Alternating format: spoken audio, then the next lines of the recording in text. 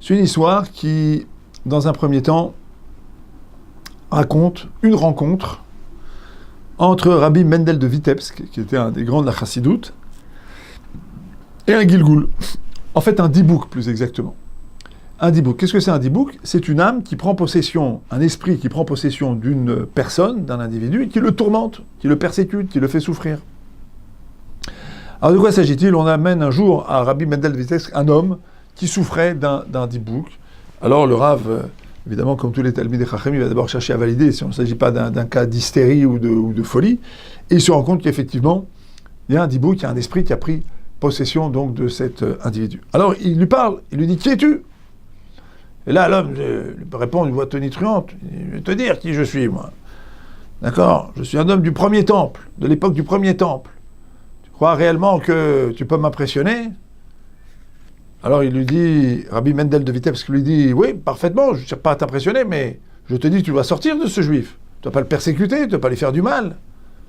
Pourquoi est-ce que tu restes là, ici, à persécuter ce juif? Sors, espèce de rachat, impie, tu n'as pas le droit de faire ça. » Alors, l'esprit lui dit, si tu me voyais, tu t'évanouirais. Alors, Rabbi Mendel de Vitebsk lui dit, je veux te voir. Il lui dit, écoute, il faut qu'on sorte, amène-moi dans un endroit tranquille, avec des élèves autour de toi, et demande-leur de te tenir, parce que c'est possible que quand tu me vois, tu sois très surpris. Alors, on va sortir le malheureux un petit peu plus loin dans la ville, hors dehors de la ville, dans les champs. Et là, l'esprit apparaît. Et là, Rabbi Mendel de Vitebsk s'évanouit. Et les élèves vont avoir peur, ils s'en vont.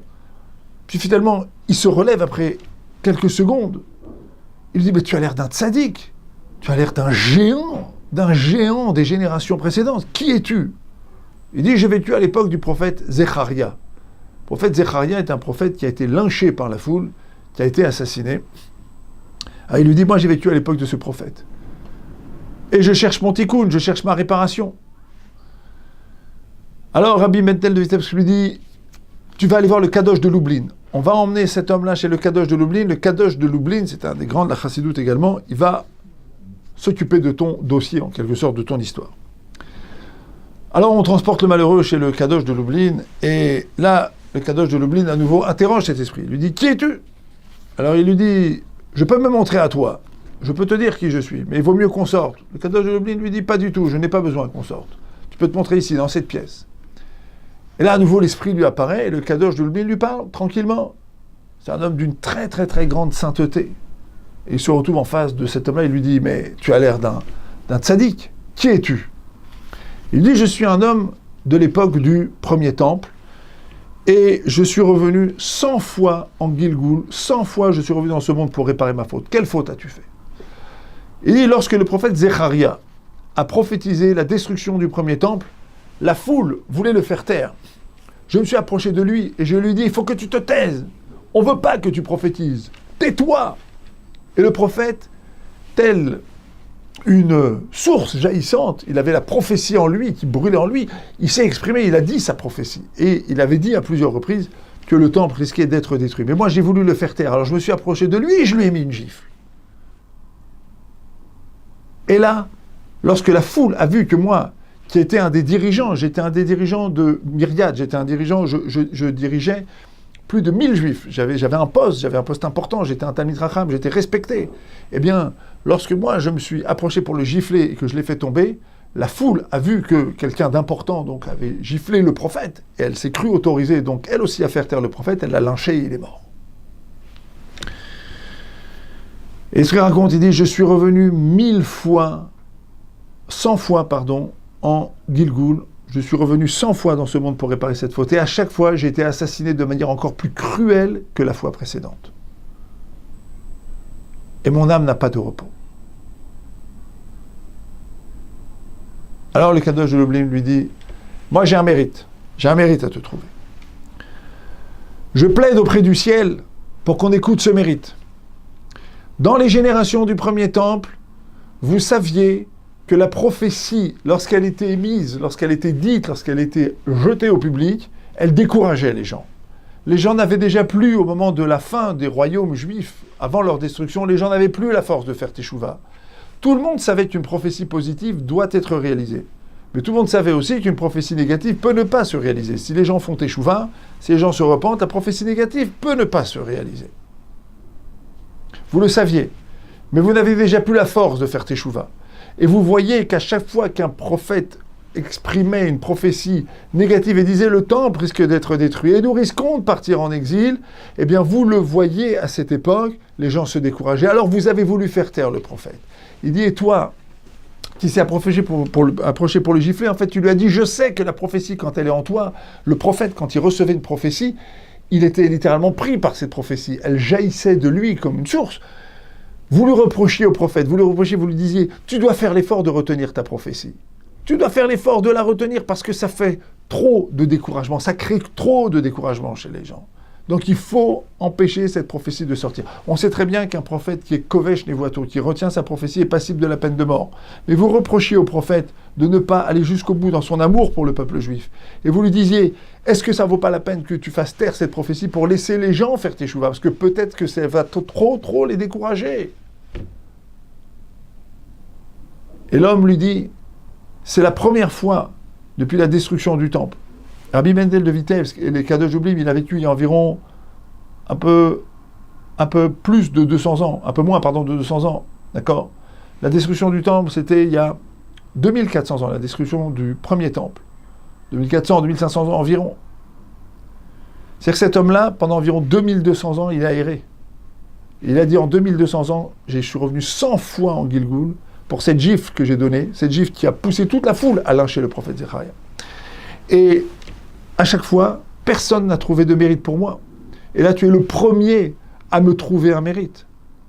Il faut savoir que cette faute de l'assassinat de Zecharia, elle a été terrible, parce que quand le général des armées de Nabucodonosor, Nebuzaradan, est arrivé sur le temple, la première chose qu'il a fait, quand il a vu cette flaque de sang comme ça qui bouillait, il a dit, mais c'est quoi ça? Qu'est-ce qui se passe?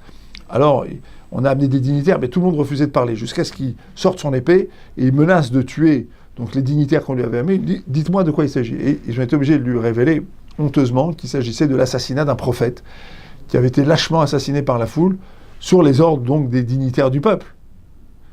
Alors Nebuzaradan, pour calmer le prophète, va tuer des juifs. Il va en tuer 80 000. Au bout de 80 000, la flaque continuait de bouillir. Elle va lui dire, Zecharia, il faut que je tue tout le peuple juif pour que tu te calmes. Et là, la flaque va s'apaiser. C'est terrible. C'est terrible ce qui s'est passé autour de Zecharia. Et l'esprit va lui dire, voilà, tu as trouvé des mérites. Alors, le Kadosh de l'oubli va lui dire, écoute, sors de ce corps-là, on va lire des Mishnayot. Lui, il lira des Mishnayot pour toi, tout le temps, et nous, on dira Kaddish pour toi, et tu verras que grâce à cela, tu seras sauvé. Et effectivement, cet homme va revenir en rêve au Kadosh de l'Oublim, et lui dire effectivement, grâce au Mishnayot, grâce au Kaddish, j'ai été sauvé. Il va d'abord sortir, il va laisser tranquille donc ce malheureux juif dont il avait pris possession, et il va lui revenir en rêve. Effectivement, il va lui raconter que après toutes ces années, plus de 2200 ans passés à errer, il a été introduit au Gehinnom.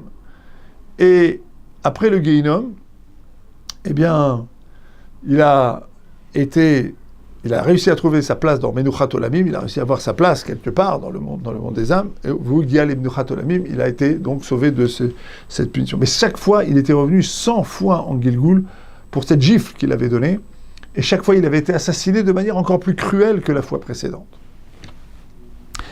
Alors, qu'est-ce qu'elle vient de nous raconter, cette histoire? Histoire extraordinaire. Elle met aux prises ici des Kdoshim, des gens qui sont Kadosh, Elion, etc. Il y a une question fondamentale qui se pose ici. Dans ces 150 dernières années, aussi dans la génération, on a vu se lever beaucoup de Gdolim, beaucoup de grands dirigeants spirituels du peuple juif, de grands rabbinim, de grands tzadikim, qui ont commencé à être Melamed-Srout, qui ont systématiquement pris la défense du peuple juif. Des gens qui nous ont toujours enjoint de trouver le côté positif chez l'autre, de juger l'autre favorablement, jusqu'à Rav Steinman, il n'y a pas longtemps, qui est décédé. Il était connu pour ça. Trouver le point positif chez l'autre, essayer de juger l'autre favorablement. Rabbi Levi Yitzhak de Berditchev, Baal Shem Tov, tous les Gdolim de la Chassidut, mais également chez les Litaïm, chez tout le monde, Baba Salé lui-même. Et cet amour du peuple juif et cette capacité à trouver des mérites à chaque juif, c'est quelque chose qui a transpercé nos générations. Alors la question qui se pose, c'est que nous, quand on lit la Gemara, on dit la Gemara, ben voilà, le temple a été détruit le premier à cause de l'idolâtrie, à cause du meurtre, à cause de la débauche, parce qu'il n'avait pas donné assez d'importance à la Torah. Puis le deuxième temple a été détruit par la haine gratuite. Donc en fait, on ne nous raconte pas trop, finalement, l'aspect positif de ces générations. On raconte les fautes qu'elles ont faites. Alors on veut nous enseigner effectivement qu'il y a ici un problème, c'est-à-dire que quelque part, si le temple n'a pas été reconstruit, c'est qu'on est encore un peu lié à ces fautes. Mais malgré tout, on reste sur cette question. Pourquoi dans nos générations, il y a tellement de gens qui se sont levés pour être Melametzrout, pour juger favorablement, et pourquoi finalement dans la Gemara, qui a été écrite il y a 1700 ans, on trouve moins, en quelque sorte, cette préoccupation? Mais la réponse, elle est, mes chers amis, qu'on ne sait pas lire la Gemara. Parce que la Gemara, elle raconte dans Sanhedrin que Rava, qui était un sage de la Gemara, qui a vécu environ 1800 ans, 1700 ans, Rava raconte qu'il était en train d'enseigner des lois sur le motzi, sur les brachot, les bénédictions qu'on fait avant de manger du pain. Et à un moment donné, il a dit, bon, on va demander aux copains. C'est qui les copains? C'était les rois là, et les sages qui ont vécu à l'époque du premier temple. Alors Ménaché lui est apparu, il lui dit, bah, tu parles de nous comme des copains, tu crois que on peut mélanger comme ça, on peut se mélanger, nous, tu sais de quoi tu parles? Alors il va lui poser des questions, et il se rend compte que Rava, qui était un des grands sages de la Gemara, dont le nom apparaît dans la Gemara, il se rend compte qu'il ne sait pas répondre. Alors il lui dit, écoute, sache que dans nos générations, on était des gdolim, on était des grands. D'accord? Et toi, si tu vivais à cette époque, tu aurais levé les pans de ton manteau pour courir pour faire de la vodazara, pour faire de l'idolâtrie. Alors qu'est-ce qu'il lui dit? En fait, il lui dit, sache que, en fait, mets-toi bien dans la tête que la différence entre nos générations et la vôtre, à partir de la destruction du deuxième temple, c'est-à-dire il y a 2000 ans, jusqu'à l'avenue du Mashiach, là maintenant, encore, c'est qu'en fait, nous, on ne prenait pas tellement au sérieux les avérotes qu'on faisait, entre guillemets, tout ça avec des gros guillemets. C'est-à-dire qu'on n'appartenait pas réellement, profondément au monde de la Avera. En fait, nous, on avait devant nous des miracles dans le temple. On avait devant nous la présence divine. Donc on savait que le Emet, la vérité, était du côté de la Torah, du côté des mitzvot, du côté du Bet Amikdash. C'est là-bas que se trouvait le Emet. Mais on avait un Yetzer Hara qui nous disait, bon, pourquoi ne pas participer à des manifestations d'idolâtrie? Pourquoi, finalement, en quoi, finalement, ces avérotes, elles vont atteindre le fond de notre âme, puisqu'on a le Bet Amikdash avec nous. Donc, en fait, on n'y adhérait pas complètement. Tandis que vous êtes concerné par la sinatrinam, la haine gratuite. C'est quoi la haine gratuite? Dans la haine gratuite, il y a, dans la dispute du couple, alors le mari c'est un rachat, la mari c'est un réchaïte, les parents avec les enfants avec les parents, dans les communautés, dans les partis, dans les factions, quand les gens commencent à se disputer, ils sont intrinsèquement persuadés que l'autre est un rachat. Maintenant, ils sont intrinsèquement persuadés qu'ils ont le droit de dire tout ce qu'ils ont à dire sur l'autre. C'est-à-dire tous les coups sont permis. Fondamentalement, quand on rentre dans un processus de haine, tout devient permis. Parce que je suis le tzaddik, parce que j'ai raison, donc j'ai le droit de dévoiler au monde la richout, la saleté de l'autre. Où se trouve la source de ça? Les frères de Yosef. Le Yachlou d'Aber Shalom, ils ne pouvaient plus se parler tranquillement. D'accord? Alors ils allaient chez Yaakov, et lui, qu'est-ce qu'il faisait Yosef? Il racontait à Yaakov, il racontait ce qu'il avait envie de dire sur ses frères. Et les frères, également, n'en pensaient pas moins. Jusqu'au jour où ils vont donc attraper Yosef, le condamner à mort, finalement ne pas l'exécuter, le vendre, et on sait qu'on est ici à la source de tous les exils. Mais on est aussi ici dans une matrice. Ça veut dire que ce qu'on voit ici, et ce qui nous concerne le plus dans nos générations, c'est que adhérer à un discours de rupture, à un discours de marloquette, à un discours de dispute, adhérer, c'est au fond transformer l'autre en rachat gamour, en impie total, 100% radical. Comme s'il n'y avait pas d'aspect positif, comme s'il n'y avait pas de force positive, comme s'il n'y avait pas quelque chose de positif chez lui. Alors pourquoi dans nos 200 dernières années, là, dans nos générations, et là maintenant ça s'accélère, il y a de plus en plus de gens qui nous disent « Soyez positifs, pensez positivement sur l'autre, soyez Melametzrout, jugez positivement, Betzedek tishpot amitecha, apprends à juger l'autre positivement, apprends à regarder l'autre positivement. » Pourquoi ça revient tout le temps? Parce qu'on est dans une génération, aujourd'hui, on est dans des générations qui peuvent se libérer de cette haine gratuite. Alors, comment on peut s'en libérer? On a le Yetzer Hara, évidemment, on a le mauvais penchant en regard. C'est-à-dire qu'on a aujourd'hui une force extraordinaire d'apprendre à juger l'autre favorablement. Mais d'un autre côté, on vit des marloquettes, on vit des disputes, on vit l'ère des divorces, on vit l'ère des dislocations familiales, les dislocations du couple, puis plus tard les dislocations familiales, puis plus tard la dislocation de l'être. Les gens se haïssent eux-mêmes. Mais d'un autre côté, on sait qu'on peut juger positivement, on peut trouver des mérites à l'autre, on sait aussi qu'on peut réparer. Il n'y a jamais eu autant de gens aujourd'hui qui interviennent sur le couple ou sur l'éducation des enfants pour nous apprendre précisément à ne pas être dans la casse, dans la colère, dans la rupture, dans la haine, de ne pas tomber dans ce jusqu'au boutisme qui fait qu'après les gens se séparent et se haïssent. Il n'y a jamais eu autant de gens pour s'en occuper et il n'y a jamais eu autant de gens pour le faire, parce qu'on est dans une époque où toujours Zélo Matzé Bara Elokim. Il y a toujours deux forces qui se font face, Et les deux forces qui se font face aujourd'hui, c'est où on apprend à juger positivement, à voir le positif, à voir le bien, même dans les situations les plus bizarres, les plus inextricables, ou alors on sombre dans la haine gratuite, dans la colère, dans la rancœur, et on cultive cet élément-là. Alors, il faut comprendre ici ce qui est en train de se passer dans nos générations, et pourquoi finalement c'est là la clé de la délivrance. Aujourd'hui, là, dans notre génération, le Mashiach, il est à la porte. Il est là, il est derrière la porte. On sent aujourd'hui que la Géoula est possible. Massivement, des Juifs reviennent en Eretz Israël. On voit que Ishmaël se casse la figure. On voit d'un seul coup, au niveau de la macro-histoire, des choses qu'on n'imaginait pas. Il y a seulement 5-6 ans, une espèce d'accélération dans l'histoire. Ça, c'est au niveau collectif. Et en même temps, tous les signes qui sont présents à la fin du traité Sota, la dernière Mishnah du traité Sota, ils sont là. Dislocation familiale, dislocation de la relation parent-enfant. On voit que ça revient tous les 2-3 ans ici en Israël, la haine des Talmidei Chachamim.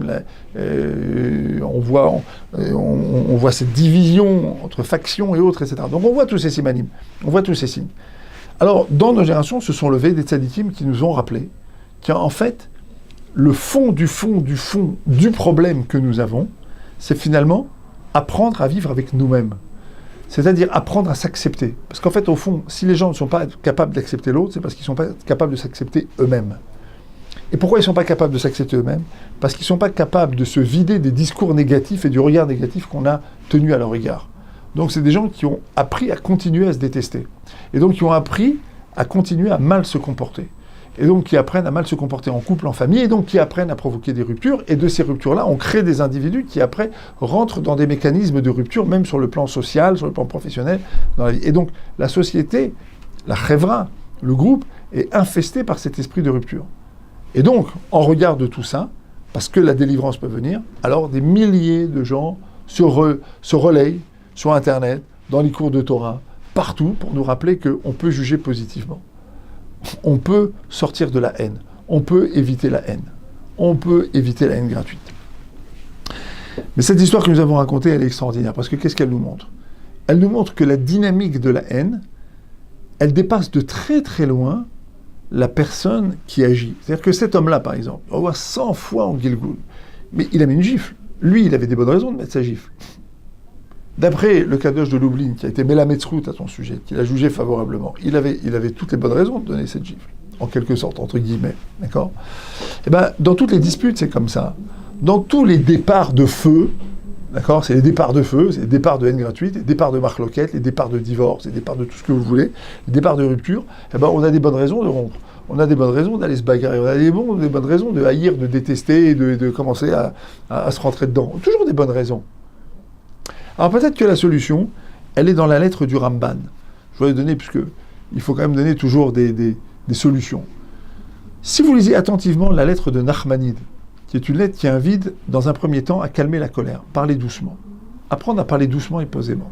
Et de là, être sauvé de la colère, l'expression extérieure de la colère. Puis de là, être sauvé de l'expression intérieure de la colère, qui est la gava, qui est l'orgueil, et que finalement, on va acquérir la anava, on va acquérir la modestie, parce qu'on va finalement se rendre compte que chacune des situations qu'on traverse sont des situations qui ont, d'une part, été voulues par Hachem, d'autre part, ce sont des situations où nous avons des choses à apprendre, et d'autre part, c'est des situations à partir de laquelle il faut tirer une énergie positive pour grandir. Parce que je peux, quand j'ai vécu une sale situation, m'effondrer complètement et cultiver ma colère pendant des années. Mais je peux aussi me dire, finalement, j'ai des choses à apprendre. J'ai des choses à tirer de ça. J'ai des choses à emmener de cette situation pour pouvoir grandir. Alors, c'est fondamentalement la différence qui va opposer la décision d'avoir un bon psychisme et la décision d'avoir un mauvais psychisme. Parce que ce sont des décisions. Ce ne sont pas des choses où on est sujet. Ce ne sont pas des choses où on est victime. Ce n'est pas comme ça que ça marche. Nous prenons la décision d'avoir un bon psychisme, d'avoir une bonne réactivité, ou un mauvais psychisme, une mauvaise réactivité. C'est nous qui le décidons. Il n'y a que nous qui puissions décider, dans des situations qui provoquent de la haine, de ne pas devenir des gens qui vont avoir la haine gratuite. Toute haine, cultivée, arrosée, polie, arrangée, devient de la haine gratuite, parce qu'elle a sa propre dynamique. Elle nous échappe complètement. Il faut comprendre que quand on dit « Srar avera avera », le salaire d'une avera, une transgression, c'est une transgression, le salaire d'une mitzvah, c'est une mitzvah, on parle ici en termes physiques. Vous savez qu'une voiture, quand elle est lancée à 100 à l'heure, il lui faut, s'il n'y a pas d'ABS, il lui faut 95 mètres pour s'arrêter. Maintenant, s'il y a une voiture, ou un arbre ou autre à 35 mètres, alors il y a un accident. Parce que quand une voiture est lancée, quand un bolide est lancé, il est chargé d'énergie cinétique, il a sa propre dynamique. C'est la même chose, un acte, il a sa propre dynamique. Donc quand pour des bonnes raisons, et c'est toujours pour des bonnes raisons, on décide de rentrer en marloquette, on décide de rentrer en dispute, en rupture, ça c'est toujours pour des bonnes raisons, on a toujours les bonnes raisons de le faire. Il faut savoir qu'on provoque chez nous la naissance d'une dynamique, qui dépasse de très très loin la force initiale qu'on avait au départ. Et on devient soi-même un morceau de colère, un morceau de rancœur, un morceau de jugement, un morceau de regard négatif sur le monde, un morceau de ça, on devient. Et c'est la raison pour laquelle, en toute situation, pour provoquer la délivrance, pour participer de manière intime à la délivrance. On est dans l'intimité de la délivrance. Parce que la délivrance, c'est pas Esav, Ishmaël, le Rav, tout ça. Ça, c'est la macro-histoire. Mais la micro-histoire, c'est d'abord que chacun d'entre nous, il fasse le travail. Pourquoi le travail de Yosef? Pourquoi est-ce qu'on nous raconte l'histoire de Yosef et de ses frères pour nous dire que c'est le point de départ de la galoute, de l'exil? Parce que c'est le point qui va permettre de sortir de la galoute. D'accord? Tout ce qui va se passer après, Yehuda et Yosef vont se retrouver, ils vont s'approcher. Et quand ils vont s'approcher, va y gâcher là, Yehuda. Yehuda va se reprocher de Yosef. C'est ce qui va provoquer la réconciliation, la délivrance, et ce qui va provoquer la fin de l'histoire et le dénouement heureux. Mais c'est une figure de style pour nous dire qu'en vérité, tout démarre dans l'intimité du cœur, et tout se terminera dans l'intimité du cœur. Tout ce qu'on nous raconte aujourd'hui sur Esav, Ésaü, Ishmaël, l'effondrement d'Ishmaël, le Erev Rav, toute cette galoute en Eretz Israël de gens qui détestent les Talmidei Chachamim, etc. Ok, tout ça existe. Mais fondamentalement, le point insécable, c'est-à-dire le point indestructible à partir duquel tout se défait, ou au contraire tout s'organise positivement, c'est d'abord comment chacun d'entre nous décide individuellement de construire sa personne, sa relation à ses parents, sa relation à son entourage, sa relation à sa femme, sa relation au mari, la relation aux enfants, la relation des enfants avec les parents. Est-ce que je regarde tout ça avec tous les côtés positifs que ça possède, que ça recèle, et je tire une énergie positive de tous ces éléments-là? Ou est-ce que je m'obnubile sur les éléments négatifs et je deviens un transporteur de haine et un transporteur de rancœur? Ou alors au contraire, je dis, il y avait des éléments positifs, je prends tous les éléments positifs et j'y pense, je les organise en moi, je les bonifie, je les travaille, je me concentre sur ces éléments positifs. Et petit à petit, j'apprends à regarder aussi l'autre de manière positive et je développe un Aïn Tova. Tovaïn ou Yevorach. Celui qui a le Tovaïn ou Yevorach, il devient un Keli de bracha, de bénédiction, de multiplication, alors que la Tsarotaïn, l'étroitesse du regard, d'esprit, du jugement, elle fait que les gens se séparent et donc dans l'intimité du cœur, on provoque la prolongation de l'exil. Alors qu'au contraire, on peut, en se défaisant de ça, apprendre à regarder les choses beaucoup plus positivement et donc de manière beaucoup plus divine, voire de beaucoup plus élevée avec le regard de la Neshama, et là on peut provoquer la fin de l'exil. C'est l'enjeu fondamental. C'est cet enjeu-là qui est l'enjeu de notre génération et c'est ce qui explique que se sont levés des milliers de gens qui nous apprennent aujourd'hui à regarder le monde, notre histoire, notre entourage de manière toujours plus positive. Voilà. En espérant que ce cours, vous n'aurez pas besoin d'écouter. Et si le Mashiach n'est pas venu et que vous l'avez écouté, eh bien que l'année prochaine, on est tous suffisamment travaillés sur nous-mêmes pour que le Mashiach vienne enfin et nous délivre de cette galoute et qu'on ait enfin la joie de nous réunir tous ensemble au Beth Amikdash, dans la Ahavat Israël, dans l'amour du peuple juif, qui est la condition sine qua non de toute avoda, de tout travail que nous pouvons faire. Tout notre travail ne vaut rien si nous ne savons pas développer la Ahavat Israël, l'amour du peuple juif, l'amour de chaque juif.